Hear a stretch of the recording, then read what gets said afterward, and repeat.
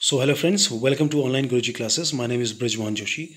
तो फ्रेंड्स, मैं आज आपके सामने वाइट बोर्ड पे लेक्चर नहीं ले जा पाया क्योंकि थोड़ी सी तबीयत ख़राब है, तो खड़े होके नहीं पढ़ाया जा रहा है मुझसे। तो इसलिए मैं इस नोट्स के फॉर्म में ये लेक्चर ले आया। तो इस लेक्चर के बाद आपको ये PDF मिल जाएगा। आप हमारा टेलीग्राम ग्रुप ज्वाइन कर लें,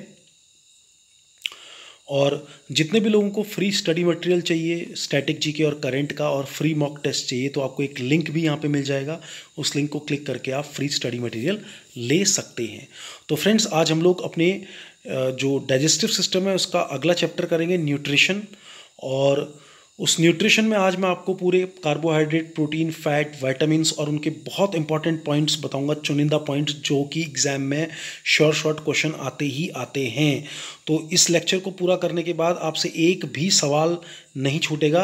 आप सिर्फ रेलवे के एग्ज़ाम की बात मत करो, आप चाहे कोई भी एग्ज़ाम दो, चाहे CDS दो, चाहे UPSC के एग्ज़ाम दो, तो आपका पूरा का पूरा यहाँ से कवर हो जाएगा। तो लेक्चर को लास्ट तक देखते रहें और आपको बताएं कि ये मोड आपको लेक्चर का कैसा लग रहा है। आपको ब्लैक बोर्ड, सॉरी जो वाइट बोर्ड है उस पर ज़्यादा पसंद आता है या इस मोड में ज़्यादा पसंद आता है, तो मुझे कमेंट में अपनी राय ज़रूर बताएं। तो इसके बाद हम लोग फिर अब अगला लेक्चर जो शुरू करेंगे वो सर्कुलेटरी सिस्टम को हम लोग पढ़ेंगे। तो चलिए फटाफट हम लोग कर लेते हैं, न्यूट्रिशन को देखते हैं। तो न्यूट्रिशन में जो पोषक तत्व होते हैं वो आपके carbohydrate, protein, fat, vitamin, mineral, water और रफेज होते हैं, जैसे कि मैंने ऊपर आपको बनाया हुआ है। ठीक है। दूसरी बात ये कहना चाहूँगा कि मीडियम के चक्कर में ना पढ़ें, क्योंकि साइंस और तकनीक वाले जो सब्जेक्ट होते हैं वो अंग्रेजी में पढ़ना ज़्यादा सही रहता है, क्योंकि आप अपनी रोज़मर्रा की ज़िंदगी में अंग्रेजी इस्तेमाल करते हो। बस आपको पता नहीं क्यों फोबिया रहता है। अब अपना फ़ोन जो है, फ़ोन आप जो है उसको उसमें इंग्लिश के ही फॉन्ट्स करते हो, चैट में आप इंग्लिश यूज़ करते हो, ठीक है ना। या तो फ़ोन को आप क्या दूरभाष चालक, दूरभाष यंत्र बोलते हैं क्या, उसको फ़ोन ही बोलते हो, ठीक है। पेन को पेन बोलते हो। तो ये सिर्फ आपकी मानसिकता है, अंग्रेजी हिंदी से कोई फ़र्क नहीं पड़ता है। अब जैसे मैं यहाँ पर, चलो फैट को मैंने वसा बोल दिया, ठीक है, लेकिन मैं विटामिन को क्या बोलूँगा, विटामिन तो विटामिन ही रहेगा ना, बस लिखने का फ़र्क है विटामिन। और यहाँ पर मैंने इंग्लिश में लिखा हुआ है VITAMIN, तो उतना ज़्यादा कोई परेशानी नहीं होती है। वो सब मतलब बोलने वाली बातें हैं। अगर आप ध्यान देंगे तो मीडियम का कोई फ़र्क नहीं पड़ेगा। और साइंस और इकोनॉमिक्स वाले जो टेक्निकल सब्जेक्ट्स होते हैं वो अंग्रेजी में ज़्यादा सहजता से समझ आते हैं बजाय कि हिंदी के। तो हिंदी में जब उसका अनुवाद होता है तो फिर बड़ी प्रॉब्लम हो जाती है, ठीक है। तो जहाँ तक मुझे लगेगा कि जहाँ पर मुझे हिंदी में लिखना है वहाँ पर मैंने लिखा हुआ है, और पहले भी लिखते आया हूँ। जहाँ तक मुझे लगता है कि बच्चा मैनेज कर लेगा तो वहाँ पर मैंने इंग्लिश में ही लिखा हुआ है। तो चलिए हम लोग सबसे पहले पढ़ते हैं कार्बोहाइड्रेट के बारे में। कार्बोहाइड्रेट जैसा कि नाम से ही ज्ञात होता है, कार्बन, हाइड्रोजन और ऑक्सीजन से बनते हैं।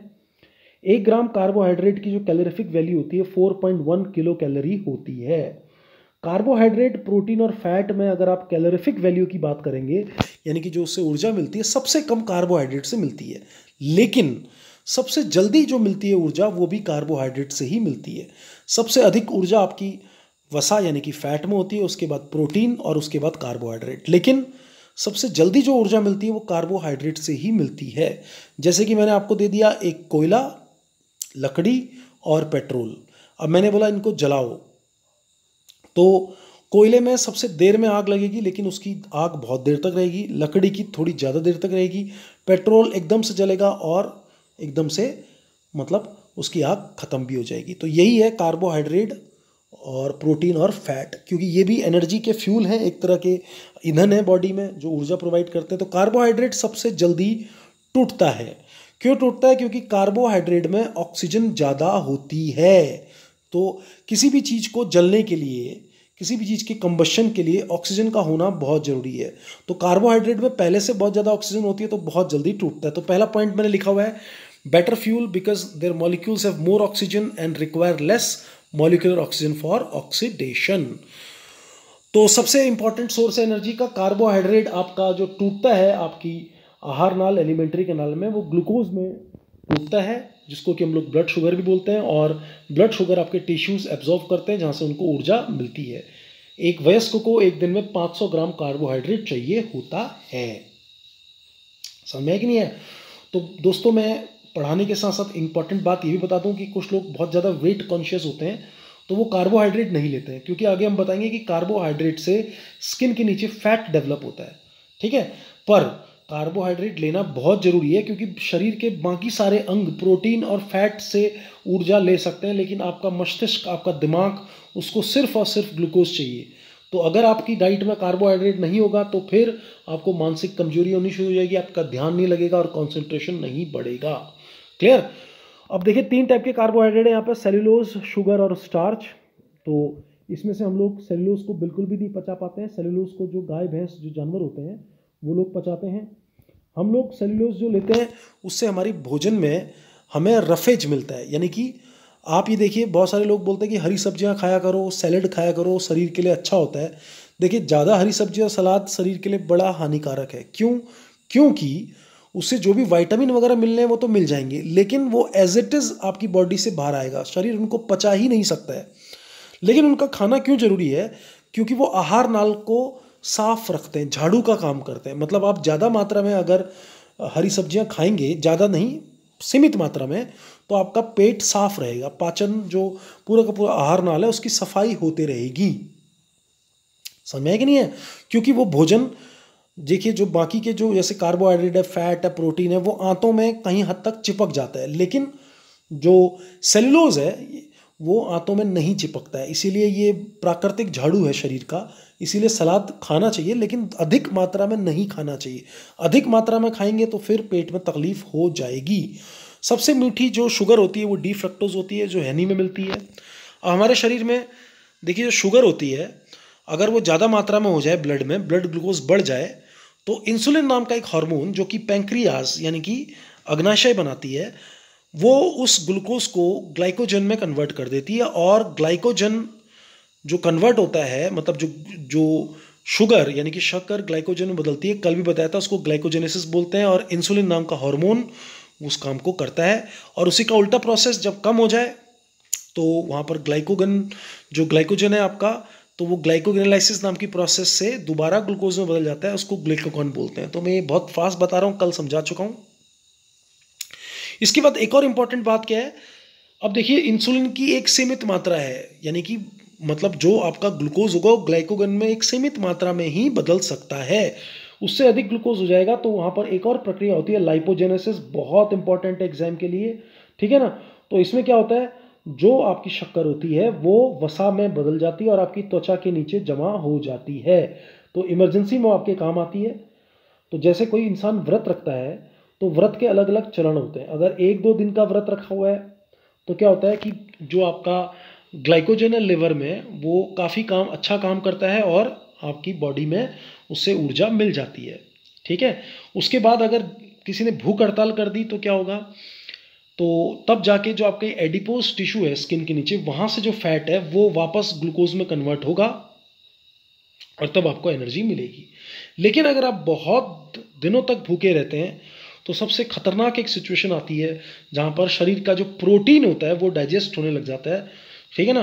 तो वो सबसे खतरनाक प्रोसेस होती है, वहाँ तक नहीं पहुँचना चाहिए। तो सबसे पहले बॉडी में क्या है, आपका जो आप भोजन से लेते हो वो वाला ग्लूकोज आपके ऊर्जा का काम करता है। उसके बाद जब भूखे रहते हो तो आपका जो लिवर होता है, लिवर में ग्लाइकोजन आपको ऊर्जा प्रोवाइड करता है। अगर लिवर का भी ग्लाइकोजन खत्म हो गया तो फिर आपकी स्किन के नीचे जो फैट है वो आपको ऊर्जा प्रोवाइड करेगा। तो जिन लोगों के फैट ज़्यादा होता है वो काफ़ी दिनों तक भूखे रह सकते हैं, इस बात को ध्यान रखिए। क्लियर? अच्छा, इसके बाद क्या होता है, एक और इम्पॉर्टेंट प्रोसेस क्या होती है कि कुछ लोग जब डाइटिंग करते हैं तो कीटो डाइट लेते हैं। कीटो डाइट में कार्बोहाइड्रेट बिल्कुल नहीं खाते, प्रोटीन खाते हैं। तो उसमें क्या होता है, जो आपकी बॉडी का जो फैट होता है वहाँ पर वो कीटोन बॉडीज में कन्वर्ट होने लग जाता है। यानी कि जो एक्सेसिव मात्रा में जो फैट होती है वो यूरिन के थ्रू बाहर आने शुरू हो जाती है। लेकिन वो बहुत ही डेंजरस सिचुएशन है, क्योंकि आप ग्लूकोज नहीं लोगे तो आपका दिमाग काम नहीं करेगा। तो यहाँ तक आपको क्लियर हो गया होगा। अब कार्बोहाइड्रेट 3 श्रेणी में होता है, मोनोसैकेराइड, डाइसैकेराइड और पॉलीसैकेराइड। अब इसको रेल की तरह समझिए, रेल का एक डब्बा हो गया मोनोसैकेराइड, जो कि बहुत सिंपल है। तो मोनोसैकेराइड में ग्लूकोज, फ्रक्टोज और गैलेक्टोज आते हैं। अब रेल के 2 डब्बों को जोड़ना है तो डाइसैकेराइड आएंगे, ठीक है ना, यानी कि 2 मोनोसैकेराइड जुड़ेंगे। तो उसके बीच में जैसे रेल लिंक होती है, वैसे ही मोनोसैकेराइड को लिंक करने के लिए एक लिंकेज होता है, मैंने वहाँ पे अंडरलाइन किया है, उसको बोलते हैं ग्लाइकोसाइडिक लिंकेज। बहुत इंपॉर्टेंट है आपके एग्जाम के लिए, ठीक है। ग्लाइकोसाइडिक लिंकेज से 2 मोनोसैकेराइड आपस में जुड़ते हैं, वो डाइसैकेराइड हो गए। इसमें आता है सुक्रोज, लैक्टोज और माल्टोज। तो सबसे जल्दी जो हम लोग मोनोसैकेराइड्स हैं, मोनोसैकेराइड्स फर्दर ब्रेक डाउन नहीं होते, काफ़ी जल्दी वो बॉडी में एब्जॉर्ब हो जाते हैं। इसीलिए आपने देखा होगा ग्लूकॉन डी जो लोग पीते हैं एकदम से ऊर्जा मिलती है, क्योंकि उसमें पाचन क्रिया की ज़रूरत नहीं पड़ती है। उसकी बात आते हैं पॉलीसैकेराइड। पॉलीसैकेराइड एक बहुत लंबी रेलगाड़ी होगी जिसमें बहुत सारे ग्लाइकोसाइडिक लिंकेजेस होंगे। तो पॉलीसैकेराइड जनरली हमारी बॉडी में काफ़ी मुश्किल से ब्रेक डाउन मतलब डाइजेस्ट होते हैं, तो इसमें स्टार्च और ग्लाइकोजन आता है। इसीलिए आपने देखा होगा स्टार्च का जो पाचन है वो लार से ही शुरू हो जाता है। कल बताया था मैंने, टाइलिन एंजाइम जो है उसको आपका माल्टोज में बदलता है। तो यहाँ पर क्या है, आप देखिए सबसे जल्दी जो पाचन होता है मोनोसैकेराइड्स का होता है। मोनोसैकेराइड में 6 कार्बन होते हैं, डाइसैकेराइड में यहाँ पर मैंने 6 लिख दिया है, आप उसको करेक्ट कर लीजिए, वहाँ पर 12 होंगे। ठीक है, अब आते हैं प्रोटीन्स के ऊपर। प्रोटीन बनता है कार्बन, हाइड्रोजन, ऑक्सीजन और नाइट्रोजन और कुछ किसी किसी केस में सल्फर। प्रोटीन बॉडी की ग्रोथ और रिपेयर के लिए बहुत जरूरी है। अमीनो एसिड से प्रोटीन बना होता है। अब देखिए कार्बोहाइड्रेट में अगर एक रेल का डब्बा सैकराइड था तो प्रोटीन में वही रेल का डब्बा होगा अमीनो एसिड। क्लियर। अभी देखेंगे अमीनो एसिड से जुड़कर प्रोटीन बनते हैं, तो वो भी हम लोग देखेंगे। अमीनो एसिड 2 प्रकार के होते हैं। वैसे टोटल जो अमीनो एसिड्स होते हैं पूरे ब्रह्मांड में वो 20 प्रकार के हैं, जिनको मैजिक 20 कहते हैं, और पूरी प्रकृति उन्हीं से बनी है। तो अमीनो एसिड 2 प्रकार के होते हैं। एसेंशियल अमीनो एसिड जो शरीर में नहीं बनते हैं, जिनको भोजन के थ्रू लिया जाता है, जिसमें कि लाइसिन और ल्यूसिन मिलते हैं, इंपॉर्टेंट है। और भी होते हैं लेकिन मैंने 2 ही लिखे हैं जो कि एग्जाम में पूछे जाते हैं। नॉन एसेंशियल वो होते हैं जो शरीर में बनते हैं, आपको डाइट से लेने की जरूरत नहीं है, जैसे alanine, aspartic acid, glutamic acid, glutamine, ये सब आपके नॉन एसेंशियल अमीनो एसिड्स हैं। अब मैंने आपको बताया कि प्रोटीन जब टूटता है तो अमीनो एसिड्स में ही टूटता है और अमीनो एसिड्स से मिलके प्रोटीन बनता है। ठीक है ना, यानी कि प्रोटीन का जो बिल्डिंग ब्लॉक है वो अमीनो एसिड्स है। क्लियर है कि नहीं है? तो इस बात को अभी हम आगे पढ़ेंगे। अब देखिए इंपॉर्टेंट प्रोटीन कौन से होते हैं। कुछ एंजाइम होते हैं प्रोटीन, जैसे इंसुलिन और ग्लूकागॉन हो गया, इनके फंक्शन आपको पता है। कुछ ट्रांसपोर्ट प्रोटीन होते हैं जैसे हीमोग्लोबिन जो ऑक्सीजन को ले जाता है ब्लड में। मायोग्लोबिन आपका मसल्स में होता है, मैंने यहाँ पे ब्लड लिखा हुआ है, आप उसको मसल्स कर दीजिए, ये मसल्स में ऑक्सीजन स्टोर करता है। कुछ कॉन्ट्रेक्टाइल प्रोटीन होते हैं जो सिकुड़ने का काम करते हैं, जैसे एक्टिन और मायोसिन जो हमारी मांसपेशियों में होते हैं। कुछ संरचनात्मक प्रोटीन होते हैं जैसे कोलाजन और कैरेटिन। तो यहाँ पे मैंने लिखा हुआ है कोलाजन आपको मिलता है हड्डियों में, ठीक है ना, टेंडन जिनसे हड्डियां जुड़ी होती हैं, छोटी छोटी तार टाइप की, और कार्टिलेज। कार्टिलेज हड्डियों की तरह ही होते हैं, लेकिन जनरली जो कार्टिलेज जैसे आपके कान जो होते हैं, बाहर का जो कान के वो हैं, वो कार्टिलेज के बने होते हैं। उसी तरह से आपने देखा होगा जब आप पढ़ेंगे ट्रेकिया, जब रेस्पिरेटरी सिस्टम पढ़ेंगे तो श्वास नली के अंदर जो सी आकार की जो रिंग्स होती हैं वो भी कार्टिलेजिस रिंग की होती हैं। अब आता है केराटिन। केराटिन आपके स्किन में होता है, पंखों में होता है, बालों में होता है, नाखून में होता है और सींग में भी होता है। तो याद रखना ये क्वेश्चन पूछा जाता है, सींग किसके बने होते हैं? केराटिन के बने होते हैं। नाखून किसके बने होते हैं? केराटिन के बने होते हैं। बाल किसके बने होते हैं? उनके अंदर भी केराटिन होता है, इसीलिए जब वो जलते हैं तो एक महक उससे अधिक आती है। अब आते हैं प्रोटेक्टिव प्रोटीन जैसे कि गामा ग्लोबिन्स, ये आपकी बॉडी में इम्यूनिटी सिस्टम को बढ़ाते हैं, तो हम जब इम्यूनिटी पढ़ेंगे वहाँ पे कवर होगा। कुछ विजुअल प्रोटीन्स होते हैं जो आपको देखने में मदद करते हैं, रंगों को और प्रकाश को। तो रोडोप्सिन और आइडोप्सिन मैंने यहाँ पे आपको बताया, आँख में यानी कि आँख की रेटिना में ही पाए जाते हैं। तो यहाँ पर 2 कोशिकाएं होती है, रॉड सेल और कोन सेल। रॉड प्रकाश यानी कि लाइट को डिटेक्ट करते हैं, और कोन सेल जो होता है कलर देखने में आपकी सहायता करते हैं। तो सी से होता है कोन, तो सी से कलर आपको याद हो जाएगा। तो बहुत सारे लोगों को कलर ब्लाइंडनेस होती है, तो कोन सेल उनकी आंख में रेटिना में नहीं बन पाते हैं, तो वो कलर ब्लाइंड हो जाते हैं, और वो रंगों में स्पेशली आपका जो लाल और हरा रंग है उनमें वो अंतर नहीं कर पाते हैं। तो रोज अच्छा, उसके बाद एक जो रॉड सेल्स होते हैं वो प्रकाश को देखने में मदद करते हैं। तो अगर विटामिन ए की कमी हो जाए, ठीक है, तो ये रॉड सेल्स नहीं बन पाते हैं, पूरी तरह से काम नहीं करते हैं, इससे नाइट ब्लाइंडनेस, रतौंधे की बीमारी होती है। उसके बाद आप देखिए रोज 70 से 100 ग्राम प्रोटीन हमें चाहिए। मछली, मांस, अंडे, दाल, सोयाबीन में प्रोटीन मिलता है। अब मैंने आपको बताया कि प्रोटीन अमीनो एसिड से मिलके बनते हैं। तो अमीनो एसिड जब 2 जुड़ते हैं तो उनको पेप्टाइड बोलते हैं। तो प्रोटीन हो गए पॉलीपेप्टाइड, जैसे वहाँ पर पॉलीसैकेराइड थे वैसे प्रोटीन हो गए पॉलीपेप्टाइड। तो 2 अमीनो एसिड पेप्टाइड बॉन्ड से जुड़ेंगे। जो नीचे मैंने स्ट्रक्चर बनाया है वो आपको समझने की जरूरत नहीं है, लेकिन आपको पेप्टाइड बॉन्ड याद रखना है। तो लाल से आप देखिए कार्बन और नाइट्रोजन जुड़ गया, ऊपर ऑक्सीजन और हाइड्रोजन आ गया, ये हो गया का पेप्टाइड बॉन्ड। 2 अमीनो एसिड इससे जुड़ जाते हैं, ठीक है। तो इसीलिए प्रोटीन्स को पॉलीपेप्टाइड बोला जाता है। अब आते हैं हम लोग वसा में। फैट में सबसे ज़्यादा ऊर्जा फैट में होती है, 37 किलो जूल या 9 किलो कैलोरी। ये भंडारण का काम करता है शरीर में। फैट को जो पचाता है एंजाइम उसको लाइपेज बोलते हैं। तो ये लाइपेज आपका पैंक्रियाज यानी कि जो अग्नाशय और आपके पेट में भी ये लाइपेज एंजाइम पाया जाता है। फैट जब टूटता है वो फैटी एसिड्स में टूटता है और ग्लिसरॉल में टूटता है। फैट दो प्रकार के होते हैं, सैचुरेटेड और अनसैचुरेटेड। सैचुरेटेड हानिकारक होते हैं, सॉलिड होते हैं रूम टेम्परेचर में। अनसैचुरेटेड जो फैटी एसिड्स होते हैं वो आपकी बॉडी में हार्मफुल नहीं होते हैं, ठीक है ना। जो सैचुरेटेड फैटी एसिड होते हैं वो बॉडी के अंदर बैड कोलेस्ट्रॉल को बढ़ाते हैं। अब आगे बताएंगे बैड कोलेस्ट्रॉल क्या है। और बैड कोलेस्ट्रॉल जब बढ़ता है तो आपकी धमनियाँ सिकुड़ने लग जाती हैं, खासकर जो आपकी हार्ट के अंदर जो कोरोनरी आर्टरी होती है उसके अंदर आपका उसको सिकुड़ने लग जाती है और आपके हृदय को पर्याप्त मात्रा में रक्त संचार नहीं मिल पाता और आपको जो है मतलब हार्ट अटैक भी आ सकता है। क्लियर है कि नहीं है। तो उसको पल्मोनरी आर्टरी डिजीज़ बोलते हैं, आगे पढ़ेंगे। अब देखिए कोलेस्ट्रॉल क्या होता है। ये मोम की तरह एक चिपचिपा पदार्थ है जो कि सेल में कोशिकाओं में पाया जाता है और बनता लिवर में है। कोलेस्ट्रॉल का काम क्या होता है, शरीर में कुछ हार्मोन और विटामिन डी का संश्लेषण यानी कि उसका बनाना। अब कोलेस्ट्रॉल जो ब्लड में होता है उस बहुत छोटे छोटे पैकेजेस यानी कि लिपिड के पैकेट होते हैं, इनको लाइपोप्रोटीन बोलते हैं। तो दो प्रकार का होता है, एक एचडीएल होता है हाई डेंसिटी लाइपोप्रोटीन, एक एलडीएल होता है लो डेंसिटी लाइपोप्रोटीन। एचडीएल अच्छा होता है क्योंकि ये क्या करता है, जो बैड कोलेस्ट्रॉल होता है उसको वापस आपके लिवर तक ले आता है। इसलिए एचडीएल की मात्रा आपके शरीर में ज़्यादा होनी चाहिए और एलडीएल की मात्रा कम होनी चाहिए, क्योंकि लो डेंसिटी लाइपोप्रोटीन बैड आपका कोलेस्ट्रॉल है। तो इसके लिए एक टेस्ट होता है, बड़ा इंपॉर्टेंट है, उसको हम लोग लिपिड प्रोफाइल टेस्ट बोलते हैं। तो वहाँ पर मैंने आपको नॉर्मल रेंज बताई है 35 से 65 मिलीग्राम पर डेसीलीटर ब्लड में मेल्स का एचडीएल होना चाहिए और नीचे फीमेल्स का भी लिखा हुआ है। तो लिपिड एक तरह का वसा है, ठीक है ना। अब एसेंशियल फैटी एसिड्स जो होते हैं जो शरीर में नहीं बनते हैं, डाइट में आपको लेने पड़ते हैं, वो लिनोनिक एसिड, ठीक है ना, और आर्क्यूनेटिक एसिड होते हैं। तो लिनोनिक एसिड इंपॉर्टेंट है, याद रख लेना। उसके बाद आता है मूफा और फूफा। मूफा होता है मोनो अनसैचुरेटेड फैटी एसिड। तो ये काफ़ी अच्छे होते हैं बॉडी के लिए और अनसैचुरेटेड हैं तो ये पाए जाते हैं नट्स में, बादाम, अखरोट, बीजों में जैसे मगज होता है, तरबूज, खरबूज का बीज, ऑलिव ऑयल, जैतून का तेल और सूरजमुखी का तेल। इसीलिए सूरजमुखी का तेल काफ़ी हेल्दी होता है क्योंकि इसमें 85% मूफा होता है। इसीलिए आप कोशिश करें कि सनफ्लावर ऑयल को यूज़ करें। ऑलिव ऑयल भी काफ़ी अच्छा है लेकिन ऑलिव ऑयल काफ़ी महंगा होता है, तो 75% ऑलिव ऑयल के अंदर मूफा होता है, लेकिन सनफ्लावर में ज़्यादा होता है। उसी तरह से दूसरी तरह का होता है पूफा, पॉली अनसैचुरेटेड फैटी एसिड।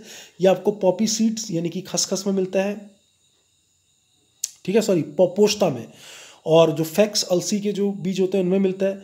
तो इनके अंदर दो प्रकार के पॉली अनसैचुरेटेड फैटीज होते हैं, ओमेगा 3 और ओमेगा 6। ये आपके शरीर के लिए बड़े ही लाभदायक होते हैं।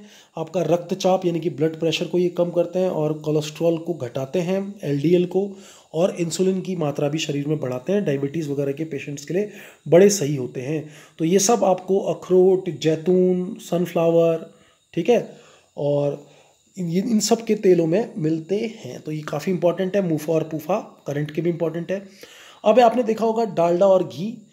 डालडा अब लोग ज़्यादा खाते नहीं हैं क्योंकि हेल्थ कॉन्शियस हो चुके हैं, लेकिन आपने देखा होगा टिक्की वाले हमेशा बाजार में जो टिक्की, गोलगप्पे, चाट वाले होते हैं वो अभी भी डालडा यूज़ करते हैं। सस्ता आता है और थोड़ा वो खाने में उसका टेस्ट तो थोड़ा अच्छा होता है, वो घी की तरह टेस्ट आता है उसमें, नटी फ्लेवर। तो डालडा बिल्कुल मत खाएं क्योंकि डालडा आपका सैचुरेटेड है। डालडा कैसे बनाया जाता है, आपका जो वनस्पति तेल है उसको हाइड्रोजन से पास करते हैं और वो बन जाता है डालडा, वेजिटेबल घी। तो उसको स्टोर करने में इजी होता है और थोड़ा सा उसका टेस्ट इन्हेंस हो जाता है। तो खाने में तो स्वादिष्ट लगेगा लेकिन आपकी शरीर में वो लो डेंसिटी लाइपोप्रोटीन यानी कि बैड कोलेस्ट्रॉल को बढ़ा देगा। तो कभी भी डालडा का प्रयोग ना करें, ठीक है ना। तो इन्हीं जो आपके सैचुरेटेड फैटी एसिड होते हैं उनको ट्रांस फैट भी बोलते हैं। ज़्यादातर जो लाल मीट होता है, बीफ या फिर आपका मटन, उसमें ये पाया जाता है, इसीलिए जनरली हानिकारक होता है इनको खाना। तो आपने कभी भी आप देखना, और ट्रांस फैट आर्टिफिशियली भी बनाया जाता है। तो इंडस्ट्री के अंदर आप देखिए ये चिप्स वगैरह जो बनते हैं, पहले बनते थे, इनको तेल में नहीं तला जाता था क्योंकि वो तेल महंगा पड़ता है। तो आर्टिफिशियली जो है आपके सैचुरेटेड फैटी एसिड्स बनाए जाते थे, ठीक है, लेकिन वो बड़े हानिकारक होते हैं और सरकार अब उनके लिए बड़ी सख्त है। अमेरिका में तो पूरी तरह से बैन है, इंडिया में भी बैन है। तो आज ही आप लेस का पैकेट उठाएं और उसके पीछे पढ़ें तो उसमें लिखा होगा 0 ट्रांस फैट, ठीक है। क्योंकि वो अच्छा होता है, ठीक है। मतलब लेस खाना अच्छा नहीं होता, लेकिन क्योंकि सरकार की गाइडलाइंस है इसलिए वो लोग लिखते हैं 0 ट्रांस फैट या नो ट्रांस फैट। लेकिन जो सस्ते आपके गांव घरों में सस्ते सस्ते चिप्स मिलते हैं वो बिल्कुल नहीं खाने चाहिए, उनमें ट्रांस फैट बहुत हाई होता है। अब आता है विटामिन में, तो वसा में घुलने वाले विटामिन है A, D, E के। विटामिन की खोज फंक ने की थी। यहाँ पर मैंने इंपॉर्टेंट विटामिन लिखे हुए, नोट से आप पढ़ लेना, कोई डाउट हो तो मुझसे पूछ लेना। ये विटामिन बी कॉम्प्लेक्स है, तो देखना B1, B2, B3, B5, B6, B7 और B12 होता है। तो B12 इंपॉर्टेंट है, साइनोकोलवेन बोलते हैं, इससे परनिशियस एनीमिया होता है, यानी कि आपकी जो लाल रक्त कण है शरीर में वो कम हो जाएंगे। उसके बाद फॉलिक एसिड, ये शरीर में ही बनता है, आंत में ही ई कोलाई नाम का बैक्टीरिया इसको बनाता है और डाइट से भी लिया जाता है। इससे जो दूसरे तरह का अनीमिया होता है उसको मेगोब्लास्टिक अनीमिया बोलते हैं, कि आरबीसी तो आपकी बड़ी होंगी लेकिन उनका साइज बहुत कम होगा। इसीलिए जो गर्भवती महिलाएं होती हैं उनको फॉलिक एसिड की गोलियां दी जाती हैं, क्योंकि वहां पर आपकी रक्त की जरूरत ज़्यादा होती है। विटामिन सी आपको पता ही है, विटामिन ए भी पता है, ठीक है, तो मैं इतना नहीं लिखूंगा। इंपॉर्टेंट डिस्कशन जो करूंगा विटामिन डी का करूंगा। 2 प्रकार का होता है, विटामिन D2 और D3। D2 को एग्रोकैल्सिट्रॉल बोलते हैं और D3 को, ठीक है ना, कोलोकैल्सिट्रॉल बोलते हैं। तो याद रखना, D3 स्किन के नीचे बनता है, सिंथेसाइज होता है अपनी बॉडी में अपने आप धूप में, ठीक है। लेकिन जो D2 होता है एग्रोकैल्सिट्रॉल, वो आपको डाइट से लेना पड़ता है। तो लिवर, तो मैंने यहाँ पे लिव लिख दिया, उसको आर कर लेना लिवर। तो जो कलेजी होती है, अगर आप लिवर का सेवन करते हैं, ठीक है ना, कॉड लिवर ऑयल, मछली का तेल खाते हैं, तो वहाँ से आपको D2 मिलता है। और भी बहुत सारे वेजिटेरियन फूड्स होते हैं, सी फूड्स जो होते हैं, उनमें आपको D2 मिलता है। तो D2 की कमी से होता है रिकेट्स, जहाँ पे पाँव टेढ़े हो जाते हैं धनुष के आकार के, और D3 के कारण होता है ऑस्टोमेलेशिया, यानी कि हड्डियाँ आपकी खोखली हो जाती हैं, ठीक है। तो यहाँ तक इंपॉर्टेंट है। विटामिन ई, टोकोफेरॉल, इससे रिवर्स स्टेरिलिटी होती है फीमेल्स के अंदर। मतलब क्या है कि उनका गर्भ तो ठहर जाता है, लेकिन भ्रूण अपने आप अवशोषित हो जाता है, गर्भ के अंदर ही एब्जॉर्ब हो जाता है, टिक नहीं पाता है। तो ये विटामिन ई की कमी से होती है। हेयर फॉल भी विटामिन ई की कमी से होता है। विटामिन के बहुत इंपॉर्टेंट है, क्योंकि ये रक्त को जमने में, ब्लड क्लॉटिंग में हेल्प करता है, फाइलोक्विनिन इसको बोलते हैं। अगर इसकी कमी होगी तो हेमरेजेस हो जाते हैं बॉडी के अंदर, ठीक है ना, यानी कि रक्तस्राव हो जाता है आंतरिक।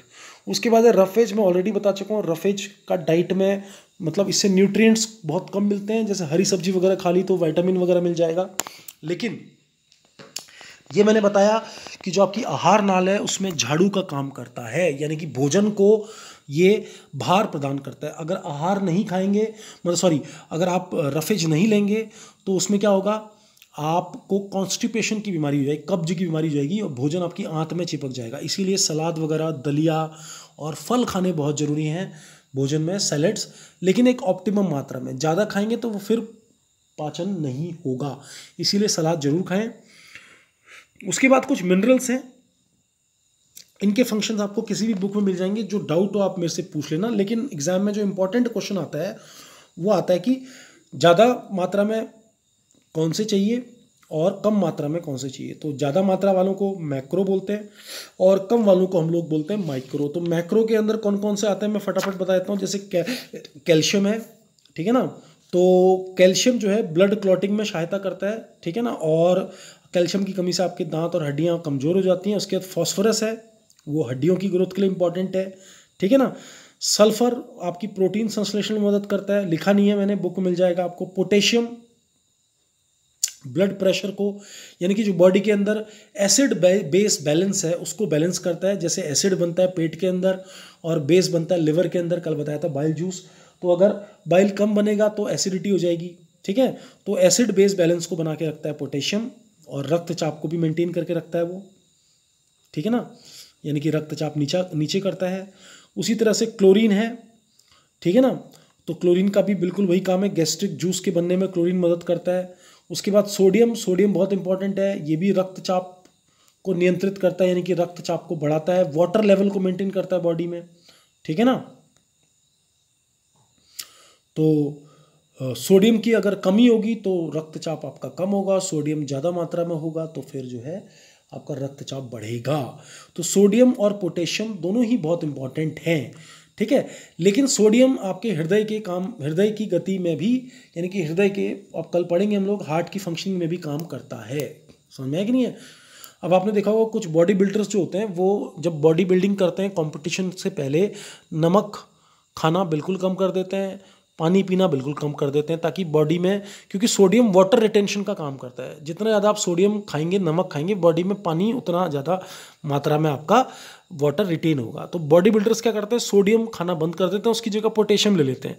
पोटेशियम बड़ा हानिकारक होता है, अगर ज़्यादा मात्रा में होगा तो इससे क्या होता है, एकदम से आपकी दिल की धड़कन बढ़ जाती है और आपको हार्ट अटैक आ सकता है। तो जितने भी जिम वाले लड़के हैं उनको मैं बता रहा हूँ, ऐसा बिल्कुल ना करें, ठीक है। उसके बाद यहाँ पर देखिए आयरन बहुत इंपॉर्टेंट है। आयरन देखना मैक्रो एलिमेंट में आता है, ठीक है ना। तो हीमोग्लोबिन का कंपोनेंट होता है। आयरन की कमी से अनीमिया होता है, इम्यूनिटी भी कम हो जाती है। आयोडीन बहुत इंपॉर्टेंट है, ठीक है। तो थायरोक्सिन जो हार्मोन होता है उसका कंपोनेंट होता है आयोडीन, और आयोडीन की कमी से गॉइटर यानी कि घेंगा होता है।